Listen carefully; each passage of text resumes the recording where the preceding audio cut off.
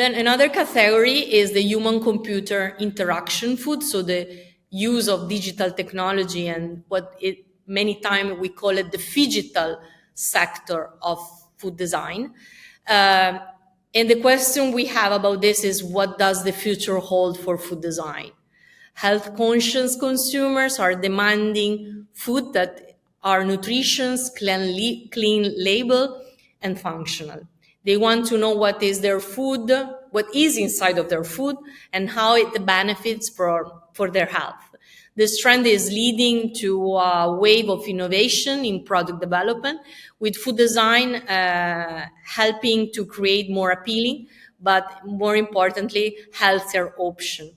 Experience-driven consumer, on the other hand, are looking for more than just food. They want memorable dining experience and the multisensorial dining, where the design of the environment, the sound, and the aromas are crafted by designer, and they're becoming more and more popular.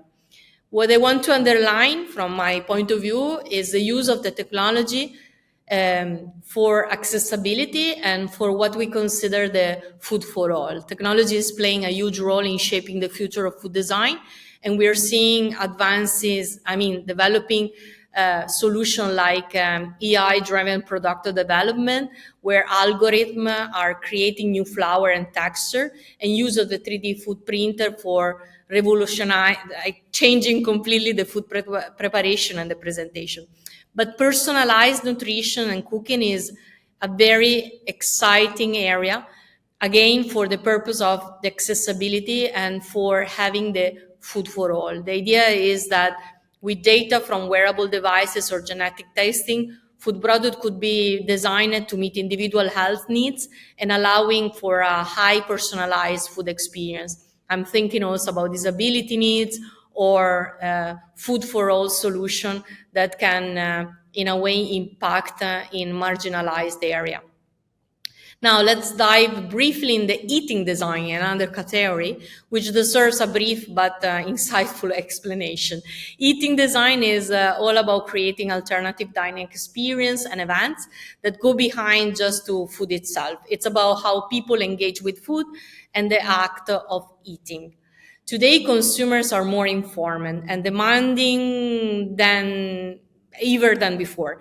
They want more than just a meal. They seek an experience that challenges, entertain, and inform them. This is where critical design come into play, using the dining experience as a tool for dialogue.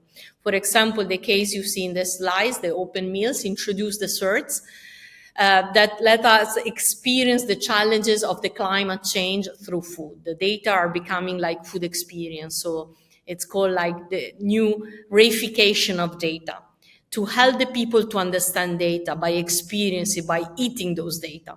This creative approach uses dining to raise awareness about important global issues and show how food can become a medium for conversation and reflection. That's why eating design seems not to be important, but instead it does really support the critical design, the critical approach that help the people to get awareness and maybe to act. So it's very important for movement and for activism. Finally, we have the ecosystem. Well, let's talk about the ecosystem, the urban, peri-urban, rural agri-food system, and the social food design.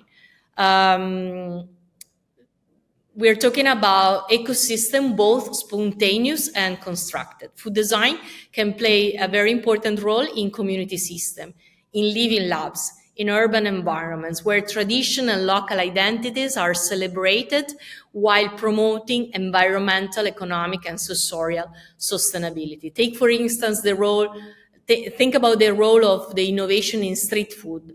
It's not just about new flavors and aesthetics, but it's more about enhancing sustainability in our cities, creating new relations in the space. This brings us to the emergence of new food system, new food culture, where mobility, speed, and understanding of the values of the people wants to highlight and become a key. New food narratives, new food rituals are growing and impacting on our daily life activities, the daily life activities of the people. Like, for example, the social oven. This kit provides the elderly residents who are often isolated in their homes, the tools that they need to exchange homemade meals with their neighborhood. So social design become very paramount for the changing of the lifestyle.